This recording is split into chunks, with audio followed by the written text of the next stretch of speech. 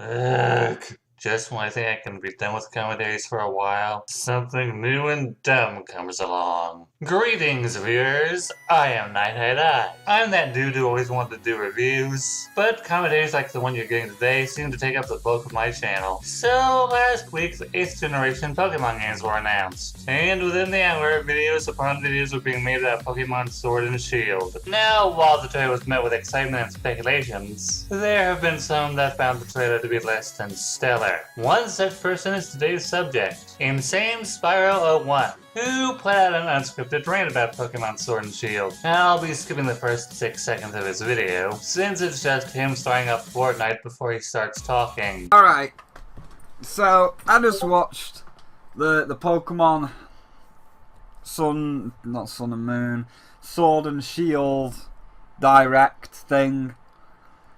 Listened to everything they had to say, and these are my thoughts. There might be a few images on screen, but to be fair, I just don't give a shit enough to care about it. Gotta love when someone starts a rant by saying, I don't care. If you didn't care about the trailer, then you wouldn't have made this video. And as we'll see, the only images on screen will be your gameplay. This is sort of what I don't like about unscripted rants. A lot of the time they're unedited. There's really nothing stopping you from listening over your audio and cutting out any contradictions you might make, or stupid arguments. You can also go back and add pictures to help strengthen whatever your arguments might be. But for whatever reason, all you did was put your unedited audio to this gameplay footage and call it a day. Like, let me give you the rundown. So first of all, it looks nice. It looks like Let's Go, except with a couple of more shaders. The lineless mod's still there. Everything looks great. I think we were definitely expecting that from the Switch game, and no one was really gonna be like, oh, what? But the rest, though, it's kind of the problem that a lot of the modern games have, even if it is not a live service like Apex Legends or 76, where I don't know why I said Apex Legends, Anthem. It's the same problem as Anthem. It's like, look at this amazing, stunning world you can fly around in your Iron Man suit. Well, yes. Thank you, Mr. Pokemon Company. That is an amazing, very nice looking world that I can fly around in my Iron Man suit. Wait, are you honestly comparing Sword and Shield to the Iron Man game? Aside from the graphics being nice to look at, the two games have nothing in common. But what is there to do except fly around? And that's where it falls down. So during the trailer, we noticed several things, and Masuda and the other directors also said several things. First of all, it is a return to the same tired formula that everybody was just so bored with that they created Sun and Moon. So we are no longer going to be walking around a tropical island doing all of these challenges like the Orange Islands and having a fresh take on things. We are back to the bog standard generic 8 gyms and a Pokemon League. So enjoy grinding for 8 gyms and a Pokemon League. We even see in the trailer them walking up to one of the gyms themselves. So that's great. So that's an instant turn off, because again, I want something different. And going by footage from the trailer, we may indeed get something different. I mean, we can't be exactly sure it'll just be the same old, since we never actually see inside the gym. However, we do get footage of the player character walking into what is clearly meant to be a stadium full of cheering people. Am I saying this will be the new gym battle experience? No. Especially since we see text at the bottom that reads, "This is not final gameplay footage." Still, this could be something new when it comes to either the gyms or the Pokemon League in this region, meaning if the stadium does make it into the final product, we will indeed get something new. For this big grand Switch game, I wanted to see a new Sun and Moon, something that took, again, new console, pretty much. It's a new console for the main series games at least. I wanted them to see them take a new direction for a new console, but no, we're getting the same tired gameplay that we've seen 100 times before. So I was not impressed to start off with, and as it continued, it only got worse. First off, it would be pretty hard for this to be a continuation of Sun and Moon, since it feels like Gen 7 told all the story that needed to be told. Yeah, Gen 2 and Black 2 and White 2 were continuations of the games that came before them, but there had been in-universe time gaps in those games. Ultra Sun and Ultra Moon just kind of repeated the same story, with new stuff added that could have been easily in the first games. Okay, there were some things different in Ultra Sun and Ultra Moon, but you get the point I'm trying to make, right? Second, and I know this could just be me, but the trials felt kind of like gym battles. Yeah, while you didn't have to battle in every trial, you still have to battle a totem Pokemon and an Island's Kahuna in order to pass, and receive a Z Crystal, which to be honest kind of feels like a stand-in for a gym badge. We get to see a glimpse of the starter Pokemon, and all of the starter Pokemon, in my opinion at least, look pretty bad. A lot of people are comparing the Fire Bunny to the Arcade Bunny from the Nintendo Switch Arcade, or the Star Bunny from Mario, which I can fully agree with, because goddamn do they look like they're out of ideas. Oh boy! It's the tried and true Game Freak is totally out of original ideas for Pokemon designs argument. You know, the argument that's kind of made fun of nowadays? Now, someone pointed out to me that he probably said that because two of the stars are a rabbit and a monkey, and we've already had Pokemon based on those animals. If that is what he's saying, there are numerous animals that have the same species. After all, we've had numerous Pokemon that were based on birds, fish, snakes, and butterflies. So why would having a star that's a rabbit or a monkey be an issue? You don't even bring up Sobble, which could easily be a water-type chameleon. Lastly, that remark about Scorbunny. I'd like to see those comparisons, since anecdotal evidence won't cut it. I can sort of see a resemblance between Scorbunny and the Star Bunnies, but not the Arcade Bunny, since the Arcade Bunny is fully anthropomorphic due to wearing clothing. The monkey looks the worst. The monkey just looks like a monkey version of Turtwig, so good job with the reuse of Turtwig there. Apparently it's just clicked out the window. But yeah, good reuse of Turtwig there, turning Turtwig into a monkey. No! Turtwig is based on a snapping turtle. Grookey is likely based on a spider monkey. The only similarity they have is they're both grass types. By your logic, Snivy, Chespin, and Rowlet are different versions of Turtwig because they all happen to be grass types. And that is just a dumb generalization to make. So the starters do not appeal to me whatsoever. I much prefer the ones that you showed with Decidueye, Primarina, and what was the other one? The fire one. I want to say Fennekin, but I know it's not Fennekin. So yeah, that's my bad. I don't remember the fire one. I didn't like the fire one that much. But yeah, you know, I would rather have Rowlet, Primarina, and the other one, because yeah, they look better. It's funny because not too many people were fond of Popplio and Incineroar when they were announced. It's clear that when you make 900 Pokemon, because remember, we're going into the 900s now.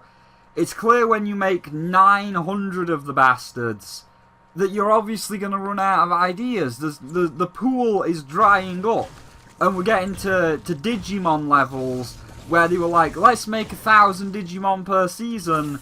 So now we're in like, oh, there's Burgermon, which is literally just a hamburger. Or there's fucking Pencilmon, which is just a pencil. It's going back to the 5th generation. Ooh, it's going back to the 5th generation problem, where it's like, here's an ice cream and here's a trash bag because we're so bankrupt on ideas. Universe based on New York, and New York is known for producing a lot of trash. So it makes sense that there's a Pokemon based on garbage. You know, people bitch him out all the time about Garbodor, but I've never seen anyone complain about these. Just because the design isn't visually appealing doesn't mean that it's uninspired. And then we get to all the other things that we saw within the trailer itself that he didn't address, but were there nonetheless. Like when he walks into the grass, we see that it is the do flash flash random Pokemon appears, which I think is now a downgrade from Let's Go. I much prefer seeing the Pokemon on the overworld. It made the Pokemon, or it made the world, I should say, it made the world feel a lot more alive, because it's not just a bunch of people standing around with nothing happening. There are actually Pokemon in the grass or in the trees. You can see them flying around. It makes the world feel more immersive. It makes it feel like an actual living, breathing world. There's stuff going on, whereas now it's back to the dead fields with nothing in. Omega Ruby and Alpha Sapphire already had a similar feature. You could tell if there was a Pokemon in a patch of grass, and you had to make your way over to your target without triggering a wild encounter. The tall grass sort of serves as a means to encounter wild Pokemon by surprise. Now, if you don't want to go through wild encounters, repels are always on sale at the Pokemart, which can now be found at Pokemon centers. I have to ask, would Pokemon in the overworld really add anything other than visual appeal? You have to take into account all the coding that would be needed, and the developers clearly thought that all that coding was unnecessary. And I just feel that all of this is culminating in the fact of, well, we put it on the Switch. So we spent so long working on making the Switch graphics look pretty that we sacrificed all of the ideas that made the two previous installments a lot different. We've sacrificed the Sun and Moon aspect of doing trials and trying to come up with fresh, unique ways of making you get the badges. We've sacrificed the Let's Go mechanic of the Pokemon being in the overworld and making the world feel more alive. And what else, I have to ask myself, what else has been sacrificed in order to make these Switch graphics look pretty? Again, a little is a different region, and I doubt their way of doing things would work in Galore, which I've heard is based on the United Kingdoms. Simply because Gen 8 is going back to the gym battle mechanic doesn't mean that there isn't going to be anything new or interesting for the players. I'm really getting the vibe that you're just dismissing Gen 8 simply because the trailer isn't like Sun and Moon or Pokemon Let's Go. Have the villains been sacrificed? Like, I have to feel that, for whatever reason, don't quote me on this, but I have to feel like I'm gonna walk in there and I'm gonna see this generic villain that's gonna say like, oh, we need to capture the legendary to rule the world because humanity is corrupt and humanity doesn't know what it's doing, and it's up to Team Pants to lead humanity because Team Pants are the only ones that know what's going on and can lead humanity in the correct way. And it's just like, right, but we've seen this before. We've seen this so many times before. We saw it with Team Galactic, where Cyrus is like, oh, humanity doesn't know what it's doing because humanity's stupid, and it's up to Team Plasma, Team Galactic, my team, to lead humanity. I will become the god of the new world using the legendary's power, and I will lead humanity into its next true stage of evolution because I am the true leader. Then Team Plasma, humanity tortures Pokemon and they're all bastards and they don't know what they're doing, so it's up to me, Getsis, to lead humanity into the new age and a new era of prosperity because I am the only one fit to lead. Wait a minute! Okay, no. Cyrus didn't want to rule the world. He wanted to use the power of Palkia and Dialga to destroy the current world and create a new one. All because he felt emotions were a weakness. Team Plasma was a front for Getsis, an egotistical man who thought that he was the only one who deserved Pokemon and viewed them as nothing but tools that would help him conquer Unova. Yeah, some members of Team Plasma thought they were doing bad things for the right reason, but those were the members that truly viewed N as their leader, and N himself was being manipulated by Getsis. Aside from a few members of Team Plasma, I think the only villainous teams that thought they had noble goals were Aqua and Magma. Are you saying that it's wrong for villains to commit evil for reasons other than the sake of it? Doing bad things just to do bad things may have worked for Team Rocket, but they were motivated by money and power. And Team Skull was just a street gang. Organizations that came after Team Rocket and before Team Skull were far more dangerous since their goals tampered with the natural order of things, and even involved global genocide. A few years ago, the game theorists put out a video comparing Team Plasma to PETA, a group that talks about animal rights, but doesn't really practice what they preach, which is similar to Team Plasma, who would talk about how cruel humans were to Pokemon, but were also quite cruel to Pokemon, if not crueler. Do shit like that, but I feel like it's not. I just feel like because they're doing so many overplayed ideas, like the old Pokemon in the grass, the 8 gyms, and everything else, that we are going to fall back on.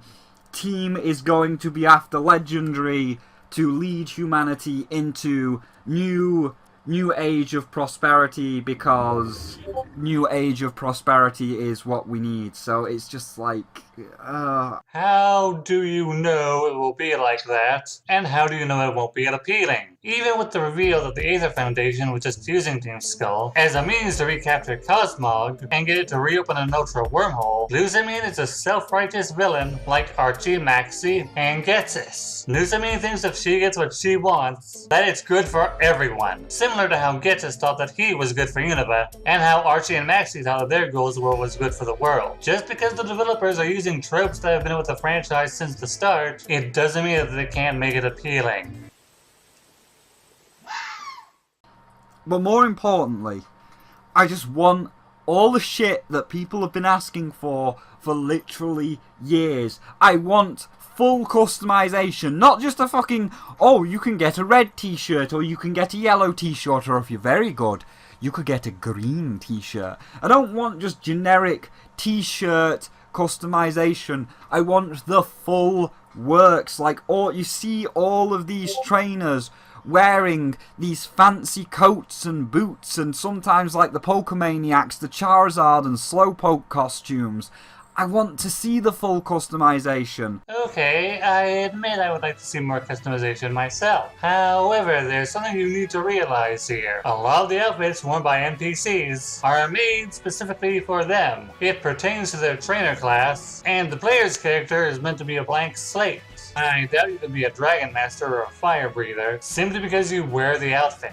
Now, true, you get to wear a Team Rocket uniform in Heart Gold and Soul Silver, but that's so you can sneak into Goldenrod Tower since it was taken over by the crime group. And while in Gen 4 games and Omega Ruby and Alpha Sapphire, you do put on a suit, it's basically for when you enter contests. My point is that yes, while you can change clothes in some games, it's usually only due to certain circumstances. I want to see randomizers, Nuzlockes, different difficulty settings for the veterans, because as somebody that played all 7 generations, I don't need to sit there with the starter again and learn how to catch Pokemon again for the 7th fucking time.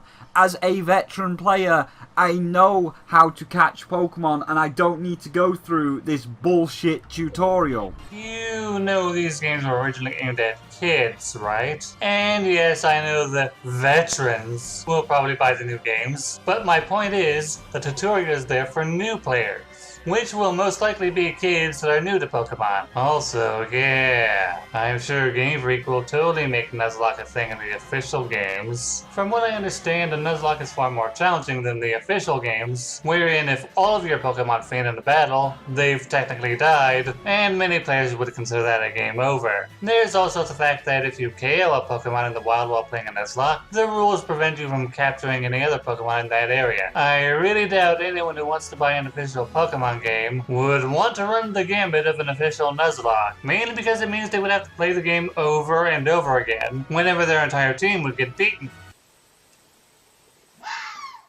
It's going to be, you know, all of the generic stuff, and if it is all of the generic stuff, by the time that they do more directs, I won't be playing it, I won't be reviewing it. Like, to me, I will just say it's another one, it's another generic story. It's the same generic 8 gyms, it's the same generic teams, it's just another one. There's nothing new here, there's nothing innovative here, and for the first main game on the Switch, I think that's something that you should be expecting to see that big new innovation for that big new console, and I'm not seeing it. Because it's not what you want. That's honestly the vibe I've been getting from your video. Look, the Pokemon Company does what they feel will draw in new customers, new potential Pokemon fans. And if they happen to lose older fans who don't see anything appealing in the games, oh well. It just means those people outgrew the franchise. It happens. So, I mean, I know people are already hyped. I've seen a few people saying that they already know what starter they're going to have. That's great, but for me, I will not be indulging unless they come up with something really good really quickly, like again a randomizer, a Nuzlocke, something to keep the veterans coming back. Those things are fan inventions. Again, if you knock out a wild Pokemon in a specific area, you can't catch any other Pokemon in that area. And if your entire team is beaten in a battle, you most likely would have to start all over again. It's those kind of rules that would make an official Nuzlocke really frustrating to anyone new to the franchise. And I doubt any game that did that would sell all that well. Like it or not, Nintendo is a company, and their main goal is to make a profit, not pander to an adult fan base. Ending it here since he really just plays Fortnite for the rest of the video. So if I had to choose words that would describe this rant, they would be dismissive and entitled. He's basically saying that because the stars don't appeal to him, that Gen 8's going back to the same game mechanic prior to Sun and Moon, and unless the official company integrates fandom content, then he won't consider Sword and Shield or the Pokemon franchise worth his time anymore. You know, in comparison to the crap that Relisify starts in order to get views, this is pretty much small potatoes. However, it's still annoying to see this. It's not good because it's not what I want mentality in the fandom. We really don't know what the game's going to be like until more info comes out. And to say that the game isn't going to be good based on one single trailer really feels like a rushed judgment to me. With all that said, this is Night saying thanks for watching, and please share your thoughts with me.